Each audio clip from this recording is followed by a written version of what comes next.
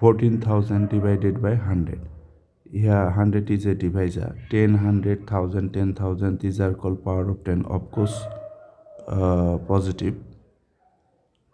To divide a whole number by power of 10, what we will do, just count the number of zeros in the power of 10 and move the decimal from right to left equal to that number of zeros.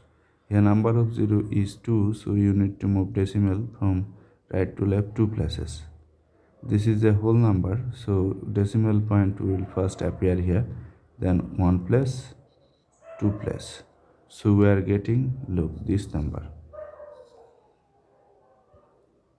decimal 0 0. You can delete this 0 and this decimal, so our answer is 140.